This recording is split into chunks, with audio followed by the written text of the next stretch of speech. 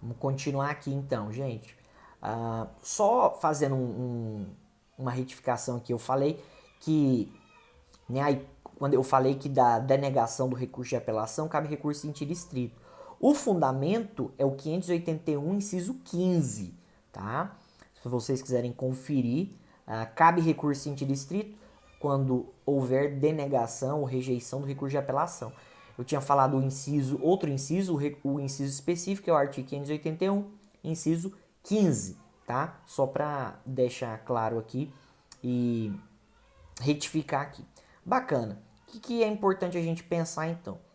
Então imagina a seguinte situação, só para deixar bem claro. Imagina que uma ação penal privada, né, vamos supor que alguém tenha cometido um crime contra a honra contra você, beleza? E você, né, na condição de advogado, entra com uma queixa-crime por um crime de calúnia, injúria e difamação. Você entra então com a sua petição inicial, certo? E o juiz, ali de primeiro grau, o juiz de piso, o juiz ACOR, o que ele faz? Rejeita a sua inicial. Fala que a sua inicial ela não está de acordo com as formalidades legais. Fala que não tem exposição do fato criminoso com todas as circunstâncias. Fala que não houve qualificação do réu. Fala que faltou algum tipo de pressuposto. Fala que tem litispendência ou que o fato já está prescrito. E aí o juiz então rejeita a sua inicial. Da rejeição da queixa-crime ou da rejeição da denúncia cabe o quê?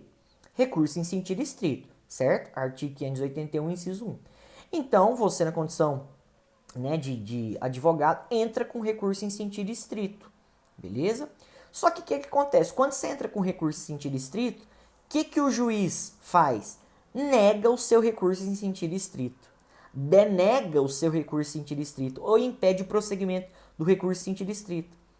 Por alegar que você é parte legítima ou por alegar que falta alguma formalidade legal, por falar que falta algum tipo de, por exemplo, de interesse de agir, ou como eu falei, porque não houve preparo, não houve pagamento das custas recursais. Ou seja, e aí? Quando o recurso é denegado, quando o rese, o recurso em sentido estrito é denegado, ou pensa outra situação, seu cliente está cumprindo pena, ele tem direito a progredir de regime, do fechado para o semiaberto. Você, né, faz o pedido para progressão de regime, o juiz nega então. Você entra com qual recurso? Agravo em execução.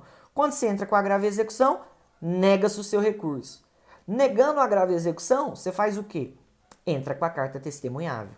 Ou seja, da denegação ou impedimento de prosseguimento do rese ou da carta testemunhável, ou né, do agravo em execução, quando o rese ou o agravo em execução forem denegados ou impedidos de prosseguir por algum motivo, vai ser cabível, então, recurso de carta testemunhável. Características. A carta testemunhável ela não é interposta perante o juiz. A carta testemunhável é interposta perante o escrivão. Isso mesmo, a carta testemunhável é um recurso que é interposto perante o escrivão e não perante o juiz. Por quê? Porque é o escrivão que vai notar essa falta de regularidade formal, esses pressupostos formais. Ou seja, ele é um recurso bem específico porque não diz tanto respeito ao mérito, tá? Diz respeito mais às formalidades que estejam em desacordo com a lei. Ou seja, a carta testemunhal se interpõe perante o escrivão, beleza? Ou ali o diretor da escrivania. Outras coisas também que são importantes. Prazo para a carta testemunhável, 48 horas, tá? Prazo para se interpor a carta testemunhável, o prazo é de 48 horas. Vamos lá, outras características. A carta testemunhável ela não possui efeito suspensivo, tá? A carta testemunhável não tem efeito suspensivo, ou seja, não suspende os efeitos da decisão. No caso, qual é o efeito? Se o réis é denegado, ou se o agravo em execução é denegado, não suspende o processo. O rese continua negado e o agravo em execução continua negado, ou seja, os efeitos da negativa do recurso produzem efeitos. Ou seja, o processo não para, ele continua.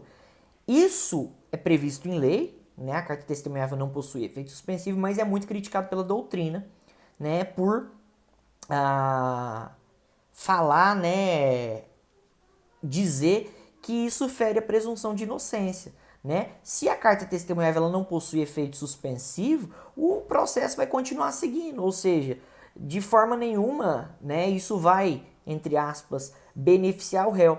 Se a carta testemunhável não suspende, tá, a negativa do réis ou do agravo à execução, o que acontece ali com o processo? O processo ele vai ficar parado, ou seja, não vai deixar de produzir efeitos a negativa de prosseguimento do agravo em execução ou do rese.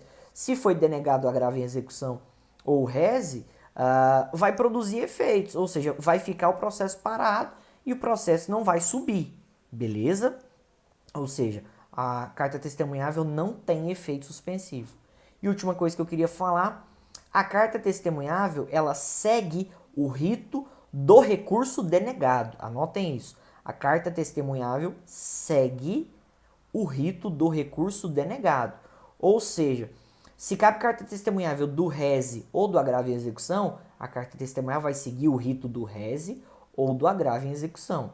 Ou seja, se o rese e o agravo em execução, como a gente falou, eles têm efeito regressivo, a carta testemunhável também vai possuir efeito regressivo. O que é o efeito regressivo? A possibilidade de o juiz se retratar da sua decisão, voltar atrás na sua decisão.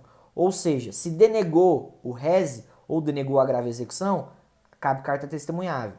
Antes de subir o recurso, o próprio juiz, né, e no caso quem vai analisar o escrivão, antes de subir, né, ou ficar parado, né, a sua decisão, pode voltar atrás, se retratar e mudar o seu entendimento, recebendo o rese ou recebendo o agravo em execução. Beleza? Então é isso, gente. Valeu demais. Fiquem com Deus.